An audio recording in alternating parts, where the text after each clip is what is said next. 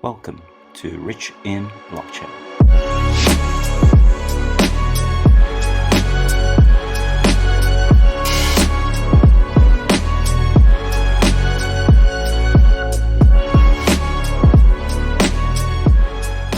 Hey all, today is 14th September 2022 and we're just going to have a recap and look at what is happening with BTC and the rest of the cryptocurrency space. Wow, what an eventful last 24 hours. It's been a bit late at the moment, but just looking at what's going on, we can clearly see that BTC has retraced. I'm going to look at the smaller time frames such as the 1 hour and the 4 hourly. I drew two possible scenarios. So I'm going to look at the 4 hourly first more than anything else. We can clearly see that we broke through, and as I said, possibly break down back instead of coming back up to retest this resistance that I thought that would become the support zone. It broke straight through. The negative CPI numbers does not help at all. So yeah, I mean, that's what happened there. And as I said yesterday, we were very, very overbought looking at the RSI on the 4 hourly. We were holding there for a while, and yeah, I mean, it does not look good at all. The only problem at the moment for BTC is we may be looking at more either choppy action where this could be particularly a bar pattern. Whereas with the bar pattern, what can happen is, just let me get rid of these ones first actually. So with that one's no longer good. Same with that. So with the bar pattern, what can happen is we can turn this off. So since we came down, we may chop around here for a bit before we bounce back up. So like Bart Simpson, or in my opinion, what's going to happen is, because this looks more like a bear flag more than anything else. So it'll come down, it's retesting, bouncing in between, and then we can potentially break back down. So what I mean by that is, taking this point here, we're looking to fall back down to around the $17,000 range, which in my opinion would make sense if we were to actually form a nice double bottom and look back in the past. And you can see here anyway that this is pretty much one of its previous lows. This downwards trend line, medium term trend line, is pretty much now going to be a heavy resistance zone. So if we do come back up and retest, we'll be retesting this one. But as I said, you're going to also have a resistance zone here at that 21,400 zone as well. I mean, we did come back and fill this CME gap, which is great, but also looking at the daily MACD as well, we can tell that it's starting to look bearish.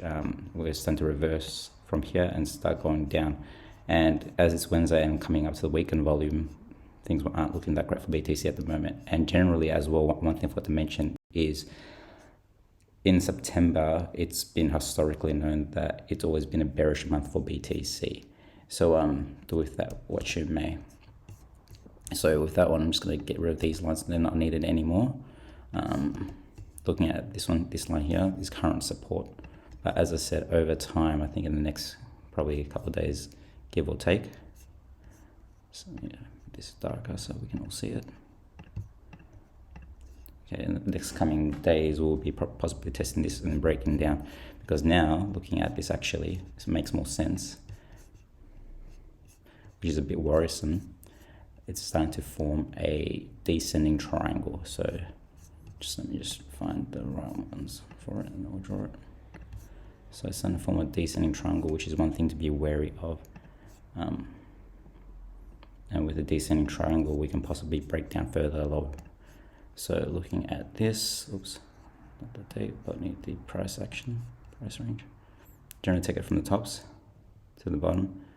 If this was the case, the next target zone for BTC, if it does break this zone here, we are possibly looking at 7,000, the 7,000 range, which is definitely not nice, or not somewhere we want to go. And if we're looking back in history, you can see that this is also a heavy support zone as well. So just one thing to take in mind, take into account.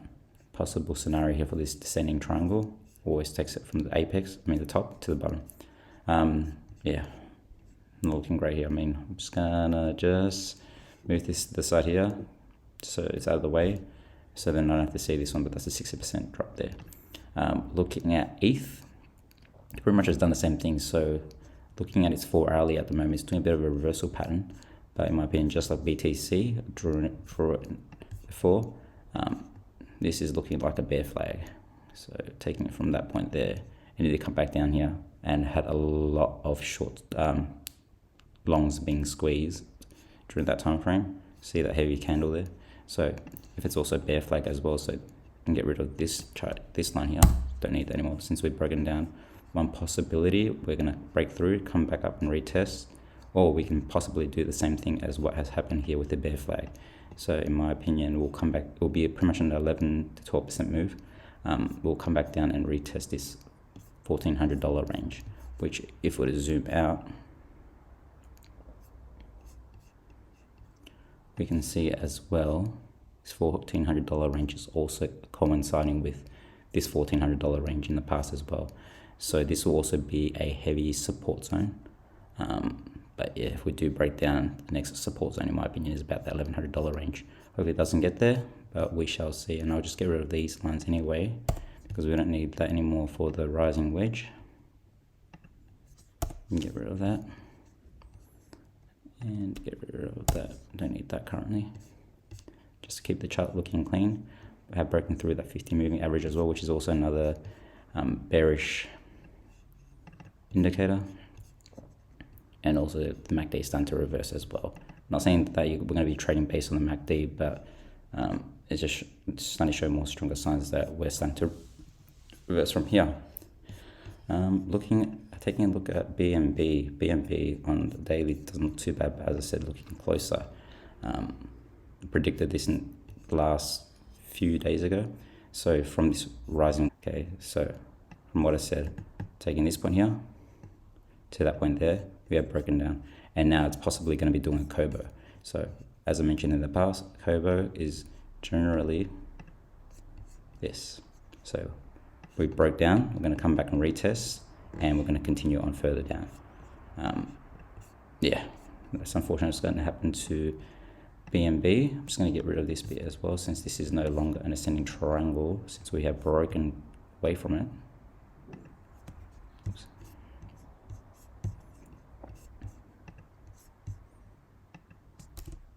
That can go. So as I said, it's still a possibility that we may come back up and break through, but in my opinion, given the macroeconomics at the moment, not looking that great, we're going to possibly come back up to retest this support, this resistance zone now, and then break down. So I'm going to just get rid of this as well, since this is not needed anymore. This showing the actual rising wedge, get rid of that, and the next support zone for that bit there, not support, sorry, the next target zone for this falling wedge. If it breaks below, if we break it back downwards from that point there, would roughly be the $262 range, which, as I mentioned, it's retesting this point here. So this point here would be classified as a support zone. So just something to be wary of if you're looking to trade that. And I can also get rid of this as well.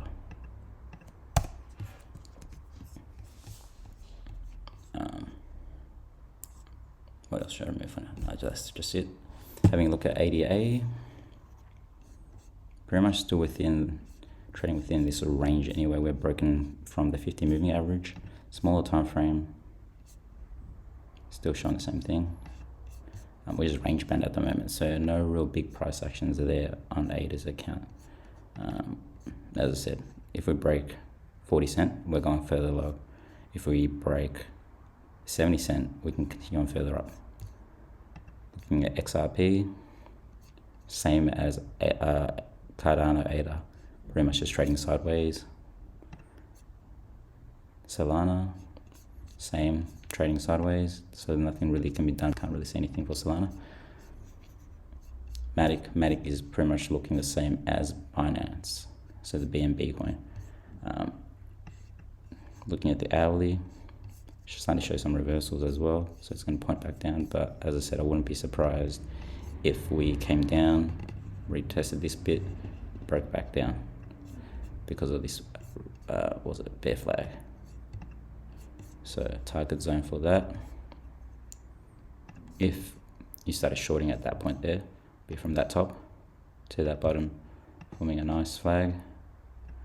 And then if I was to draw across a second confirmation, shows that as well. So the support zone would be that 70 or 80 cent zone, which is also touching this point here, and also another point there, which is also acting as strong support.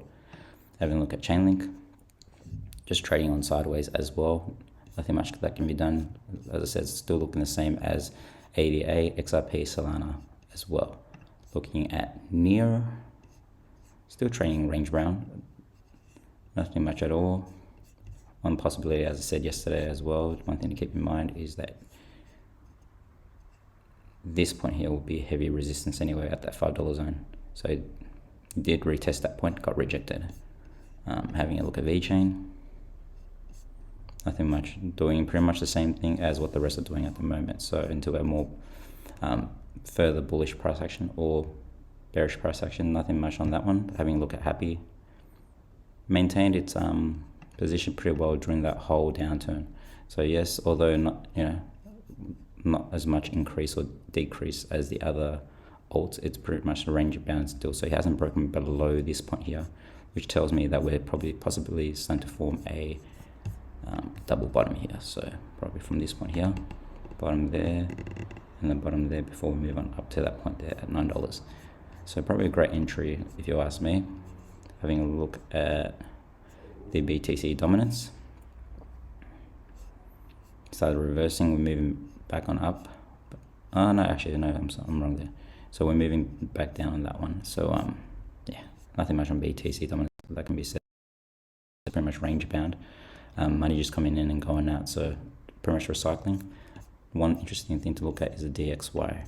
So the DXY, ever since I said that it was going to come back down to retest this ascending channel, which it has done a few days ago, it's coming back down now, or it's starting to trade range bound between another possible rising wedge.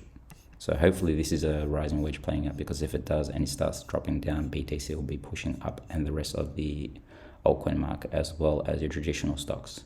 One thing I'm going to end on now is just Lunar Classic. Just be wary of this one. As I said a few days ago anyway, so it's drawing a head and shoulders pattern, and as we can see here, I mean, I'm not saying it's, was predicting that it was going to happen, but it was a large possibility of it happening as well, because the charts generally do tell you what's going to happen. You don't need to really read too many other news as well. But long story short, Do Kwon has been issued, I guess what they'll call it, by the Korean police to get arrested. So just one thing to keep your eye on. I wouldn't be trading this at the moment more than anything else, although Do Kwon's more based with Luna itself instead of Lunar Classic. So now drawing this downwards trend line, we can see that it's going to be a heavy trend line to break. So once we actually break past this trend line here, then it can look a lot more bullish for Terra Classic. But other than that, that's all we have time for today. If you guys have anything else, please let me know. Anyway, my name is Rich, and you've been watching Rich in Blockchain. I'll catch you again soon for the next episode. Please remember to like and subscribe. Cheers. Have a good one.